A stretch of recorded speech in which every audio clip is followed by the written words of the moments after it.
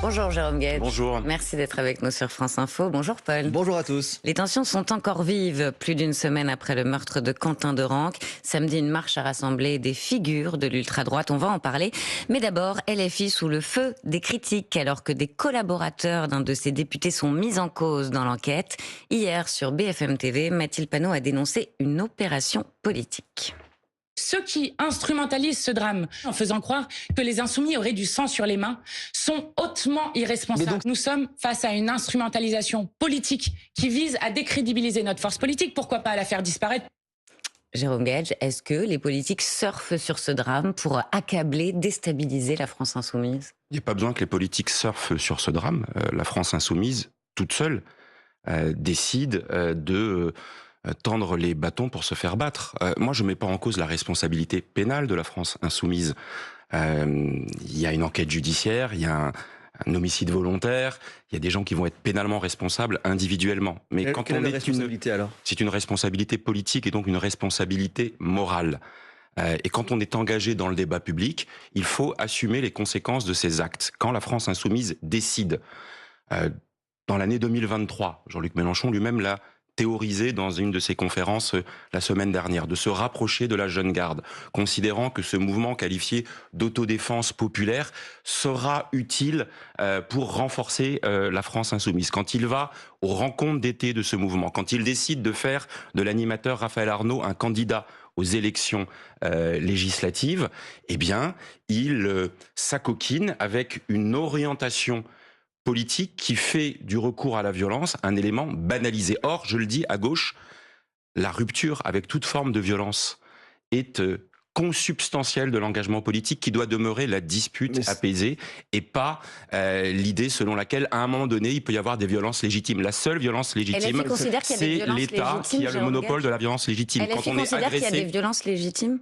Mais quand j'entends qu'il y a des violences défensives qu'il faut distinguer d'une violence offensive et qu'il y a des gens qui peuvent s'organiser pour cela, moi, il ne peut pas y avoir de complaisance. Je vous le dis à quelque chose qui est principiel. Quand les élus et les filles condamnent catégoriquement la violence, vous ne les croyez pas, c'est ça que vous nous dites ? Mais il y a les paroles et il y a les actes. Quand, encore une fois, on fait appel à ces mouvements pour assurer son service d'ordre, mais que ce mouvement est lui-même mis en cause dans des événements problématiques. Enfin, on peut parler de un des jeunes, ou je sais pas s'il est jeune d'ailleurs, qui est mis en examen et en détention provisoire aujourd'hui. Il est poursuivi pour une agression à caractère antisémite en mai 2024, déjà en marge d'un rassemblement de Rima Hassan, où en sortant dans le métro, ils se sont pris à une personne, à un jeune juif, en lui traitant de sale sioniste, en lui demandant de crier Vive la Palestine dans le métro. Donc ces gens-là, et tout ça est connu. Et donc quand on continue à les avoir dans son entourage, eh bien on assume la responsabilité. Voilà, moi j'ai pas envie de passer des heures à commenter les déboires de la France insoumise. Elle a fait un choix d'orientation politique que je condamne depuis des mois et des mois, avant même ce drame de Lyon.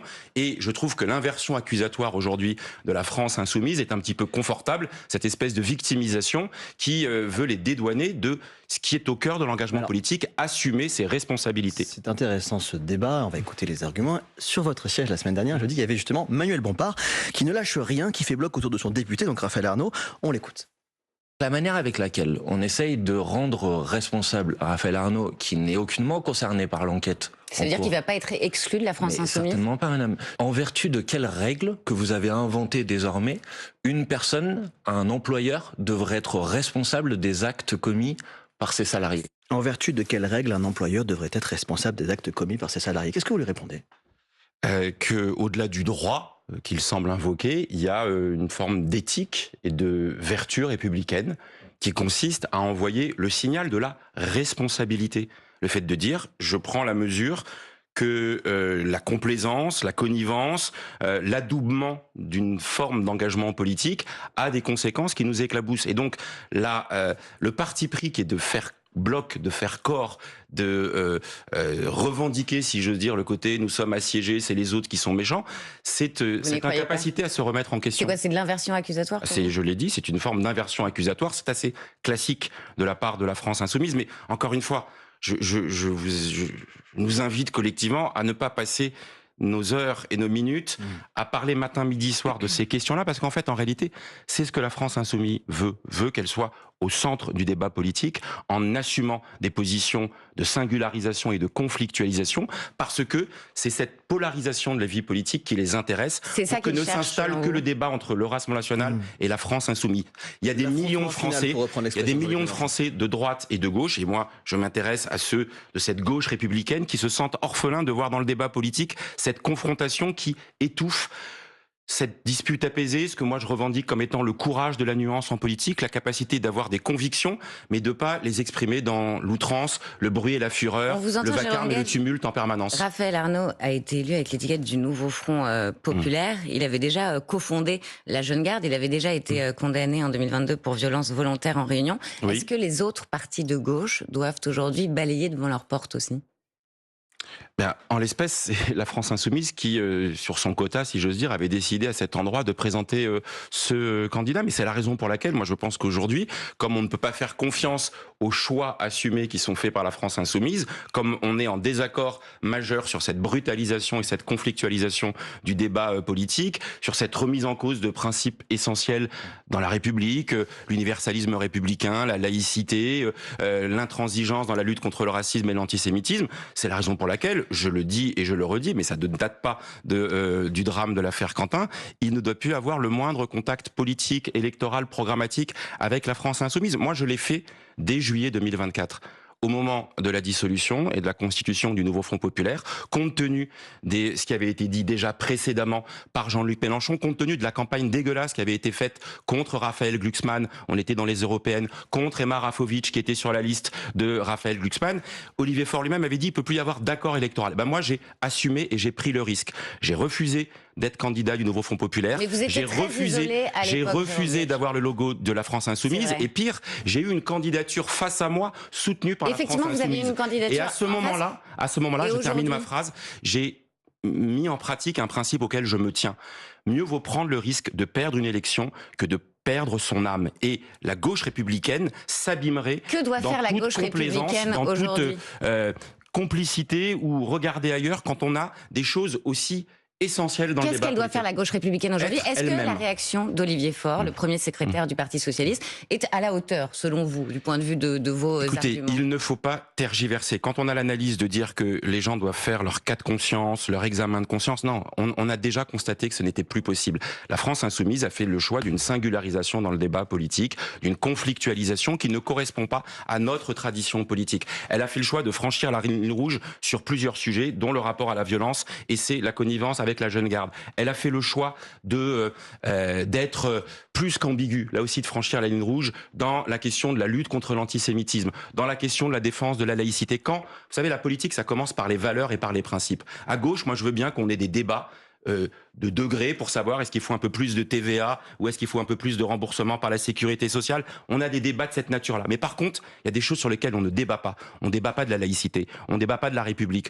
on ne débat pas de la lutte contre l'antisémitisme, on ne débat pas du refus de la conflictualisation et de la nécessité de construire de la concorde et du rassemblement. La France insoumise aujourd'hui, mais encore une fois, je me Olivier Faure a désole. supprimé un passage de son post de blog, un passage dans lequel il mettait sur le même plan le mouvement Antifa, la Jeune Garde et des groupes d'extrême droite comme Génération Identitaire ou l'Action Française.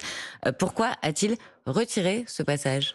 Mais il faut C'est un nommer... passage qui n'avait pas plu à Manuel Bompard. Il faut nommer les choses telles qu'elles sont. Et je n'ose imaginer que ce soit parce que Manuel Bompard a haussé la voix que ce passage a été retiré. Quand on a des convictions, il faut les dire. Voilà, moi j'assume.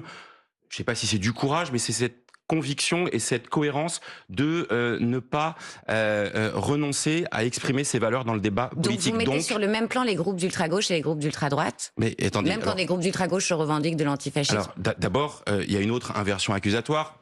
L'extrême droite elle-même veut se blanchir, si j'ose dire. Je n'oublie pas que l'extrême droite, elle, historiquement, recourt à la violence, que ces dernières années, c'est dans la mouvance de l'extrême droite qu'il y a eu le plus d'agressions, de meurtres même, de décès, de procès engagés. Et donc, je ne blanchis personne. Mais à un moment donné, je suis cohérent. C'est pas parce qu'il y a une violence d'extrême droite qu'il faut exonérer la violence d'extrême gauche. Je suis contre toute forme de recours à la violence dans le débat politique parce que ça abîme le pacte républicain. C'est la loi du plus fort. La politique, c'est le contraire de la loi du plus fort. Si on laisse s'exprimer le recours à la violence, alors tout est foutu. Parce que ça se passe la même chose sur la scène internationale. C'est la loi du plus fort avec Donald Trump qui pense que, eh bien, il n'y a pas de droit international et on fait ce qu'on veut. C'est la loi du plus fort avec Vladimir Poutine qui dit qu'on peut envahir le pays d'à côté parce qu'il n'y a personne qui peut s'y opposer. Si on transige sur ces principes de l'état de droit, du respect des règles et du non-recours à la violence, alors c'est foutu. Et je dis, c'est un continuum entre ce qui se passe à l'échelle d'une ville ou à l'échelle du monde, et il y a une responsabilité éminente. Donc je ne dédouane aucun des extrêmes qui recourent à la violence et qui sont, disons-le, des menaces pour le cadre apaisé qui doit être celui du débat démocratique. Dans un instant, cette question, quelle conclusion en tirer pour la gauche social-démocrate après ce drame? Mais tout de suite, il est 8h44 et c'est l'info en 1 minute, 8h45 avec Laura Dulieu. La France appelle ses ressortissants au Mexique à éviter les déplacements et à se mettre à l'abri dans certaines zones du pays en proie à des violences depuis la mort d'un chef de cartel tué hier dans une opération militaire. Plusieurs axes routiers ont été bloqués par des hommes armés. L'ambassadeur des États-Unis convoqué ce soir au Quai d'Orsay à Paris après un commentaire posté sur le réseau X par l'ambassade américaine sur la mort de Quentin Derenc à Lyon, affirmant, je cite, que l'extrémisme violent de gauche est en hausse. Samedi, la marche en hommage aux militants identitaires à Lyon a été marquée par des saluts et chants nazis ainsi que des insultes racistes et homophobes. La décrue s'amorce lentement dans l'ouest de la France. L'eau a baissé de quelques centimètres hier à Angers et les autorités prévoient une rentrée scolaire quasiment normale pour les écoliers de la zone A. Loire-Atlantique, Maine-et-Loire et Charente-Maritime sont toujours ce matin en vigilance rouge. Le drapeau olympique est désormais dans les Alpes françaises qui organisent les Jeux d'hiver de 2030. Ceux de Milan-Cortina se sont clos hier soir avec un record de médailles pour l'équipe de France, 23 dont 8 en or. Et les athlètes tricolores sont attendus ce soir à Albertville en Savoie pour une cérémonie.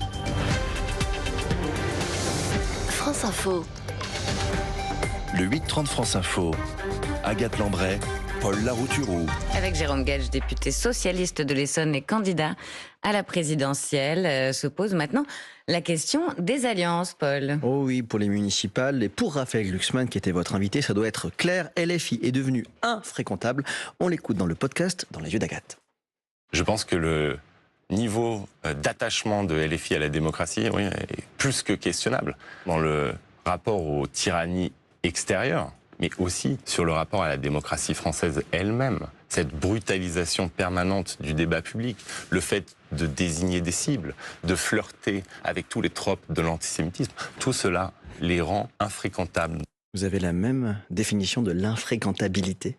Oui, je partage évidemment l'analyse de Raphaël, parce que d'abord on l'a éprouvé, lui et moi, dans des campagnes électorales, et parce que j'ai la conviction que dans cette tenaille dans laquelle on veut nous enfermer, il faut évidemment la desserrer et faire entendre la voix d'une gauche républicaine, universaliste, laïque, écologique, sociale, qui n'arrive pas à franchir le mur du son et qui est un peu tétanisée. Et c'est la raison pour laquelle la question des alliances, elle est cruciale, parce que toute porosité rend suspect l'affirmation de cette gauche républicaine. Donc plus à un moment donné, alliance avec LFI, attendez, plus jamais le logo LFI à côté du PS. Moi, personnellement, je l'ai décidé et je l'ai appliqué. J'ai entendu que plusieurs formations politiques ont dit ça ne doit plus être le cas, et donc il faut aligner les paroles sur les actes. Oui, attendez, aux élections municipales, aux élections législatives, à l'élection présidentielle. Olivier Faure, vendredi à Lille, a répondu à ce que vous dites sur cette volonté de couper totalement les ponts avec LFI. Il n'y a aucun endroit en France où il y a des accords avec LFI. Vous m'interrogez en permanence sur des accords qui n'ont pas eu lieu au premier tour et qui ne sont même pas souhaités. La question est close. Est-ce que la question est close, Jérôme Gage ? Dans ce cas-là, les choses doivent être vérifiées, stylo à la main. C'est pas le cas sur le terrain ? Très concrètement, moi je le dis, il ne doit pas y avoir au premier tour des élections municipales un seul bulletin de vote en France où le logo du Parti socialiste serait à côté du logo de la France insoumise. Parce que d'abord, ça abîmerait tout le Parti socialiste et parce que ce serait, pardonnez-moi l'expression, un bras d'honneur pour tous ceux de nos candidats socialistes qui sont en campagne des municipales en ce moment et qui ont face à eux des candidats de la France insoumise. Je pense à Montpellier, je pense à Paris, je pense à Marseille, qui veulent leur faire la peau. Hein. Mais pas de logo, Mélenchon mais a dit punissez les socialistes. Jérôme Gage, vous dites pas de logo côte à côte PS, LFI, mais il y a plusieurs villes en France où dès le premier tour, des insoumis partent avec des socialistes. Eh bien, c'est bien le problème. Sur les mêmes listes. C'est bien le problème. Agen, Niort. C'est bien le problème. Il y a quelques villes, vous les avez mentionnées, il y en a d'autres. Et qu'est-ce qu'on fait dans ces villes-là alors ? Eh ben, je préférais que là, le Parti socialiste, ses instances, puissent dire très clairement que dans ces villes-là, il n'y a pas l'autorisation d'utiliser le logo du Parti socialiste et que ceux qui le font, eh bien, se mettent en marge de la position unanime, je l'espère, du Parti socialiste. Donc c'est ce que vous demandez à Olivier Faure. Il doit y avoir une clarification. Sauf que c'est donc, comme le dit Agathe, que vous demandez à Olivier Faure, parce qu'à Toulouse, à Marseille ou à Amiens, les listes d'union de la gauche vont avoir besoin des voix de l'électorat insoumis pour l'emporter. Vous parlez du deuxième tour. Oui, bien sûr. Donc vous préférez que la droite ou l'extrême droite passe plutôt que de refaire un pacte avec Jean-Luc Mélenchon ? Écoutez, je pense que aller dans cette direction rendrait absolument incompréhensible, brouillerait totalement le message de ce qui se prépare pour l'élection de l'année prochaine. Au moment de l'élection présidentielle, donc le meilleur moyen d'éviter la victoire du Rassemblement national, c'est de faire en sorte que la France insoumise ne soit pas qualifiée au deuxième tour de l'élection, parce que de cette confrontation, forcément, le RN sort vainqueur. Je redonne toujours le même chiffre. Posez-vous la question, que la France insoumise se pose la question, pourquoi en 2017, quand les sondages testaient l'hypothèse d'un deuxième tour à la présidentielle entre Mélenchon et Marine Le Pen, Mélenchon était dans les sondages à 65% et Marine Le Pen à 35%, et aujourd'hui, 9 ans après, quand on teste la même hypothèse, Mélenchon est à 30 ou 35%, Bardella ou Le Pen sont à 65 ou 70%. Ça veut donc dire aujourd'hui que si on arrive dans cette situation, alors c'est la victoire assurée du Rassemblement national. La gauche républicaine que je porte avec tant d'autres, elle doit s'affirmer, affirmer la distinction et la confrontation avec la France insoumise, poser les sujets de préoccupation de nos concitoyens. Pendant qu'on fait de la tambouille politique, là, on ne parle pas des sujets de préoccupation, on ne parle pas de leur pouvoir d'achat, des inquiétudes en matière de services publics, d'accès aux soins. Juste une chose pour rebondir sur ce que vous dites, pardon, on entendait Raphaël Glucksmann... Non, on n'arrive pas à parler des sujets de fond, c'est dur, je sais que c'est normal, vous faites votre boulot, mais voyez, pendant qu'on commande toutes ces questions-là, j'ai tous les habitants qui disent, mais qu'est-ce qu'ils nous proposent concrètement pour éviter de cette tenaille, de cette opposition stérile entre le RN et la France insoumise ? Ils veulent savoir aussi d'où parlez-vous, et ça c'est important, notamment si vous voulez peser en 2027 que votre ligne soit clarifiée. Ouais. Raphaël Glucksmann parlait de la brutalisation du débat par LFI. Vous, il y a quelques jours, vous avez dit, en cas de duel LFI-RN, je préfère voter pour le candidat quel qu'il soit face au RN, même s'il est LFI. Est-ce que vous le redites aujourd'hui ? Non, parce vous dites plus jamais LFI, même en cas de duel face au RN. Je le redis très clairement, c'est une hypothèse d'école qui ne verra pas le jour, et c'est la raison pour laquelle, pour éviter... Qu'est-ce que vous faites en cas de duel ? Mais attendez, je fais en sorte que ce duel n'existe pas. Parce que si ce duel existe, c'est perdu d'avance. Le RN aura gagné. Mais non, il n'existe pas de duel de deuxième tour entre le Rassemblement national et la France insoumise. Et pour éviter ça, je porte la voix de la gauche républicaine. Donc vous votez en touche, Jérôme Gage ? Non, je ne vote pas en touche. Je dis que si je réponds à cette question, j'accrédite ce que les deux veulent. Ils veulent cette polarisation. Et donc des millions de gens ne se retrouvent pas dans cette situation. Pour éviter, vous revenez sur vos propos, ma priorité, vous ne dites plus aujourd'hui, ma priorité, c'est d'éviter la victoire du Rassemblement national. Et pour éviter la victoire du Rassemblement national, il faut qu'il y ait en face un candidat issu de la gauche républicaine. Si c'est un candidat issu de la France insoumise, alors c'est perdu. Ça veut donc dire que c'est au premier tour de toutes les élections à venir, que ce soit les municipales ou les élections présidentielles, qu'il doit y avoir ce choix clair. Et ce choix clair, c'est celui, qui dit sur les valeurs, intransigeance sur les valeurs républicaines, un programme qui protège les Français et qui assume cette dimension de protection sur les questions de sécurité, sur les questions de défense et les questions internationales, mais aussi sur les questions économiques et les questions sociales. Et c'est aussi une culture du compromis. Parce que voyez-vous, dans la période qui s'ouvre, comme on le vit actuellement à l'Assemblée nationale, il n'y aura pas de majorité claire qui se dégagera. Et le prochain président ou la prochaine présidente, le prochain président élu devra composer avec des forces qui l'auront soutenu au premier tour de l'élection, en tous les cas au deuxième tour de l'élection, pour battre le Rassemblement national. Donc assumer cette culture du compromis. Justement, vous êtes candidat à l'élection présidentielle. On se demande ce matin avec Agathe, est-ce que c'est une candidature sérieuse? Est-ce que vous avez un directeur de campagne, un slogan, un programme, un Premier ministre en tête? Ou est-ce que c'est juste une façon, non pas de faire parler de vous, mais en tout cas juste de poser vos idées sur la table? Non, je vous confirme, c'est une candidature pour aller jusqu'au bout. Je travaille avec toutes celles et ceux qui ont envie que cette voie de la gauche républicaine ne soit pas étouffée par la polarisation que je mentionne.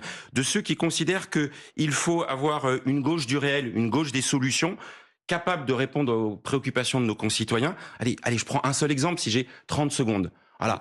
C'est pas les sujets dont on parle le plus. Vous savez, ces jours-ci, il y a une ministre qui va démissionner parce qu'elle a fait un autre choix personnel. Elle s'appelle Charlotte Parmentier-Lecocq. Elle était en charge des personnes âgées. Eh bien, voyez-vous, c'est la 5e ou 6e ministre depuis le début d'Emmanuel Macron qui a annoncé en 2019 une loi pour le grand âge et l'accompagnement des personnes âgées dans notre pays. C'est un sujet de préoccupation majeur. Il y a 11 millions d'aidants qui accompagnent des personnes âgées. Il y a des EHPAD et des services à domicile qui sont sous-dotés. On a des personnels qui sont insuffisants, qui de fait ne répondent pas aux exigences d'accompagnement et de qualité. On a un système qui est maltraitant de manière systémique. Et c'est un sujet que vous portez en tant que député, vous le porterez en tant que candidat aussi. J'ai envie que la question des vulnérabilités et des fragilités, envie que la question de la protection sociale, elle soit au cœur d'un projet politique, de la manière de le financer de manière juste et équitable, avec les bouleversements du monde du travail et de la production. Je veux produire des richesses pour les redistribuer. L'intelligence artificielle télescope totalement le financement de la protection sociale. Mais je souhaite que l'année qui vienne soit mise à profit pour qu'on ait ces débats de fond sur des enjeux majeurs qui, eux, préoccupent nos concitoyens, sur lesquels la France Insoumise n'a pas grand-chose à nous dire. Il y a combien de candidats à gauche, pardon, mais on a Olivier Faure qui a un visage de candidater à la primaire. On a Raphaël Glucksmann qui va peut-être annoncer sa candidature. Vous vous situez où? Est-ce que vous faites ça pour faire pression pour que votre ligne pèse, et notamment faire pression pour que Raphaël Glucksmann sorte du bois? Ou est-ce que c'est vraiment, vous vous dites, vous avez des chances d'aller au bout dans ce paysage-là? Écoutez, ce que je porte et j'incarne depuis des années, que ce soit avec mon expérience d'élu local comme président du département de l'Essonne, que ce soit comme député engagé à l'Assemblée nationale, capable de défendre ses convictions. Je l'ai fait sur bien des sujets, celui qu'on vient de mentionner, mais capable aussi de construire le compromis. Moi, je n'ai pas la négociation honteuse. J'ai négocié avec le gouvernement dans l'intérêt du pays pour avoir un budget et pour arracher des victoires auprès des Français. Et puis aussi par la cohérence des convictions et les combats que j'ai menés, notamment en prenant les risques politiques que j'ai pris à certains moments. Donc, oui, dans cette gauche républicaine, je suis cette voix singulière. Je souhaite travailler avec toutes celles et tous ceux qui portent ça.